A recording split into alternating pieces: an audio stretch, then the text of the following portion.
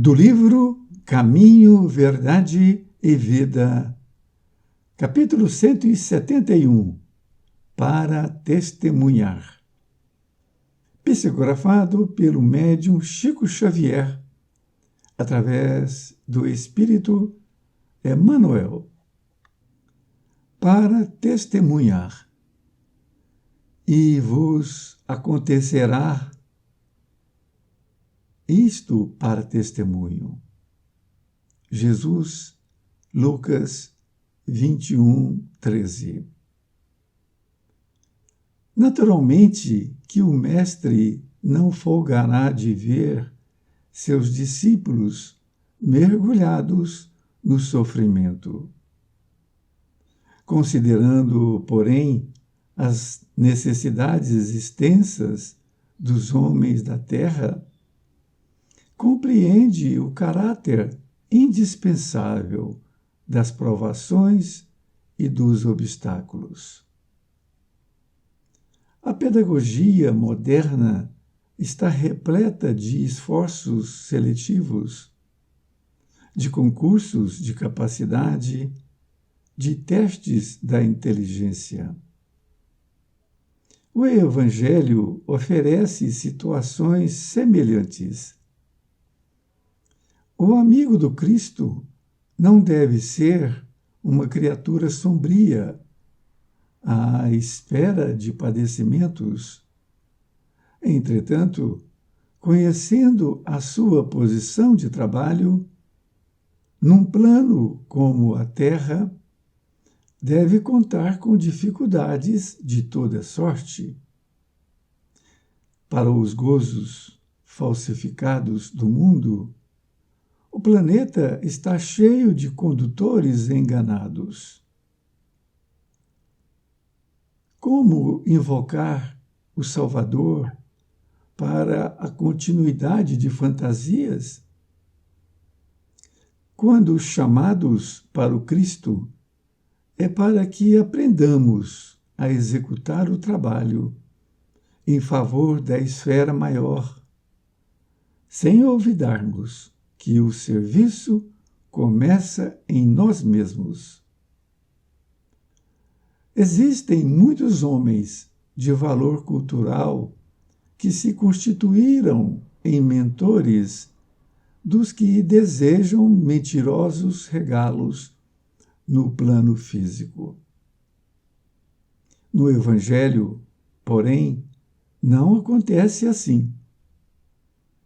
Quando o Mestre convida alguém ao seu trabalho, não é para que chore em desalento ou repouse em satisfação ociosa. Se o Senhor te chamou, não te esqueças de que já te considera digno de testemunhar. Emmanuel, Pedro Leopoldo, 2 de setembro de 1948. Querido amigo, querida amiga, aqui estamos com mais um capítulo do livro Caminho, Verdade e Vida. Hoje, com o título de Para Testemunhar. E para esse título, Emmanuel utilizou esta passagem evangélica que foi dita por Jesus e anotada pelo discípulo Lucas. É muito bom quando a gente reporta ao Evangelho de Jesus para ver esta passagem. E não somente a passagem, mas o que antecedeu esta passagem. E vou aqui tomar a liberdade de ler para vocês. Diz assim: E haverá em vários lugares grandes terremotos e fomes e pestilicências. Haverá também coisas espantosas e grandes sinais do céu. Continua: Mas antes de todas essas coisas, lançarão mão de vós e vos perseguirão, entregando-vos às sinagogas e às prisões, e conduzindo-vos à presença de reis e presidentes, por amor do meu nome. Logo depois, então, vem esta frase: e vos acontecerá isto para testemunho. O que nós entendemos, antes mesmo de nós vermos a interpretação de Emmanuel, é que Jesus estava dizendo que haveria logo depois, quando os cristãos forem dar ali o testemunho do cristianismo, que teria bastante sofrimento e outras coisas mais. E é exatamente isto que nós vamos aqui analisar juntamente com o entendimento de Emmanuel. Ele diz que, naturalmente, que o mestre não folgará de ver seus discípulos mergulhados no sofrimento. Então vejam que Jesus não vai ficar folgado ao ver que os seus discípulos estão em sofrimento. Por quê? Porque nós não temos que entender que o sofrimento tem outra visão do que muitas vezes nós estamos tendo. E continuo dizendo que, considerando, porém, as necessidades extensas dos homens da terra, compreende o caráter indispensável das provações e dos obstáculos. Emmanuel está dizendo que, considerando todas as necessidades que os homens têm aqui na Terra, que muitas vezes essas necessidades nos traz um sofrimento desnecessário. Vamos dar um exemplo. A pessoa não tem condições financeiras para comprar um veículo automotor. No entanto, ela vai lá e compra. Ela paga a primeira, a segunda, a terceira parcela, só que ele perde o carro, porque a financeira vai resgatar o carro e ele ainda vai ter que pagar mais multas ainda. Então vai haver o quê? O sofrimento, porque ele perdeu o carro, tem que pagar a dívida e está em dificuldades financeiras. Porque se ele pagou essas primeiras parcelas, ele não tinha condições de fazer isso. Ele teve que tirar de alguma coisa, do aluguel ou de outra coisa. Não é assim? Essas são as necessidades extensas do homem na Terra. Mas foi do livre-arbítrio, naturalmente, a pessoa ser inconsequente, vamos assim dizer. Mas ele diz assim: compreende o caráter indispensável das provações e dos obstáculos. Então, veja bem, é outra coisa. Não são provações e obstáculos que nos incita, que nos leva a evoluir, para que a gente possa evoluir moralmente e intelectualmente. Veja bem que é totalmente diferente daquilo que eu acabei de falar. Porque as provações, nós pedimos para vir com elas, e os obstáculos são, muitas vezes, essas questões para nós evoluirmos. E também vemos também com algumas doenças do passado que nós também não agimos de forma correta. Mas ele continua dizendo que a pedagogia moderna está repleta de esforços seletivos, de concursos de capacidade, de testes da inteligência. Ele está dizendo que a pedagogia moderna está repleta de esforços seletivos. Vamos dar um exemplo. Um vestibular para entrar na universidade. Não é justo que a pessoa entre sem saber, porque não vai adiantar nada. Ele não vai ter condições de dar continuidade. Então é necessário que haja o quê? Uma prova seletiva para pegar os melhores. Que de concursos também, mostrando a capacidade, os testes de inteligência. E ele diz que o Evangelho oferece situações semelhantes. E é verdade, porque quando nós nos esforçamos, os bons espíritos nos ajudam. Agora, se eu ficar na ociosidade, ai meu Deus, me ajude, e eu não faço a minha parte, não adiantou nada. Nesta outra parte, diz que o amigo do Cristo não deve ser uma criatura sombria. Olha, ele está dizendo que nós não devemos ser uma criatura sombria. Não podemos ser. Nós temos que ser uma à espera de padecimentos. Então, nós não devemos ficar esperando os padecimentos. Ah, porque eu estou sofrendo, por isso, por aquilo, não é?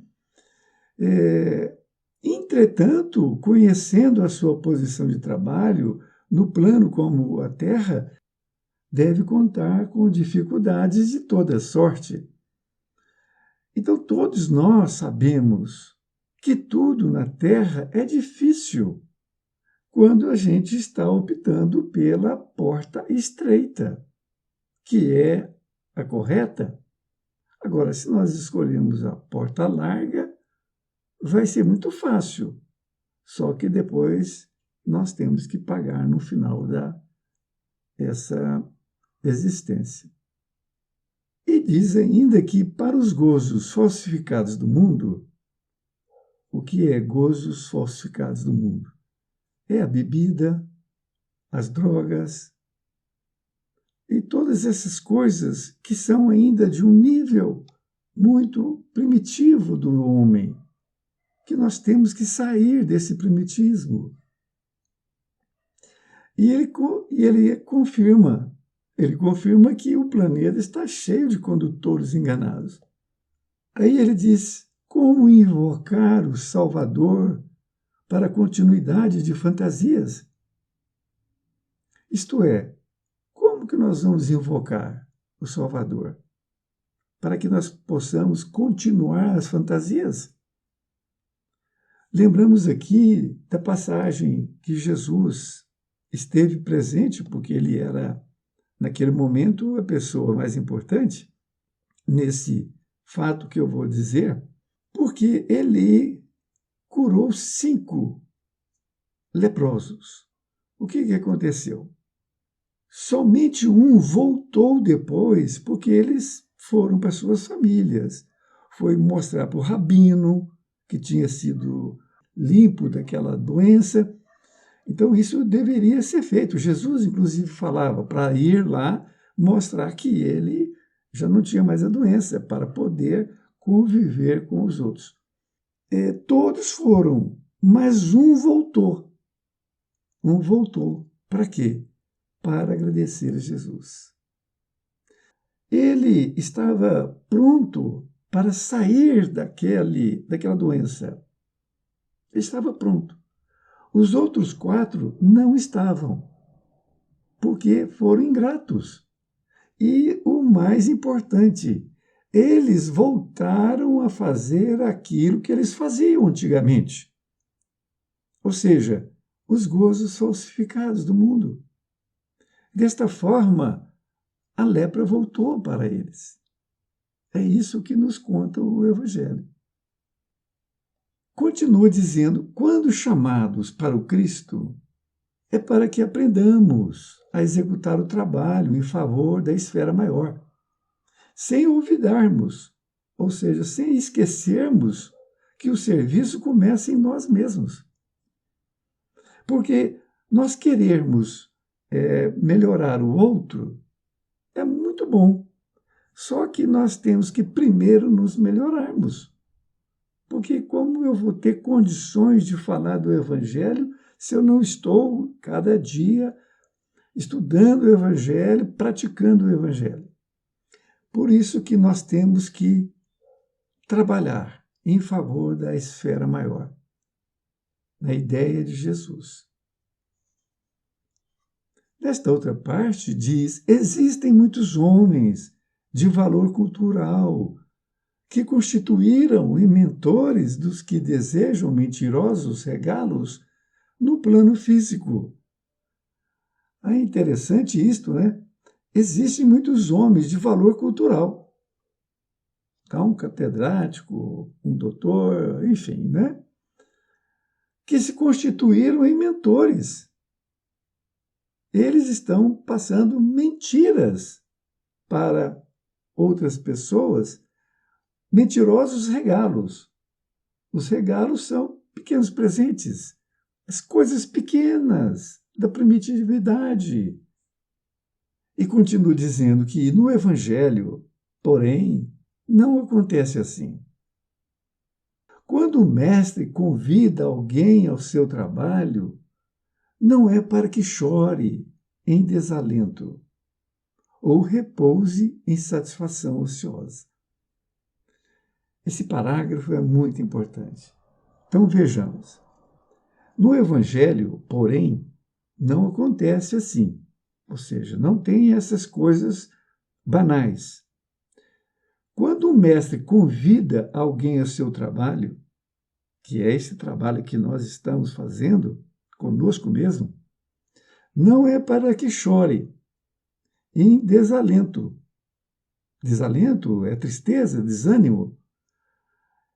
É para que a gente entenda que se vem a dor é para que nós possamos evoluir. Não é castigo de Deus.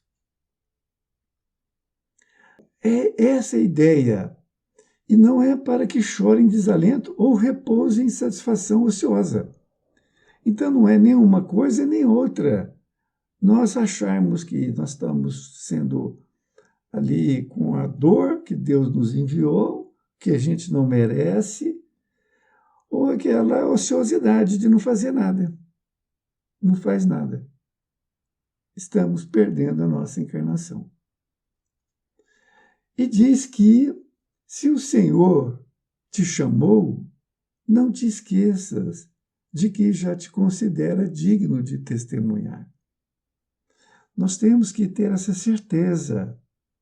Se ainda não a temos, nós temos que saber que Deus já nos chamou. Nós estamos já há algum tempo aqui nos estudos. Então, Deus já nos chamou antes mesmo de nós estarmos aqui estudando esse Evangelho. É uma magnitude este Evangelho de Jesus. Que nós possamos perceber, alicerçar em nós que a dor, ela vem para nós possamos crescer. Um grande abraço e até mais ver e fique com Deus.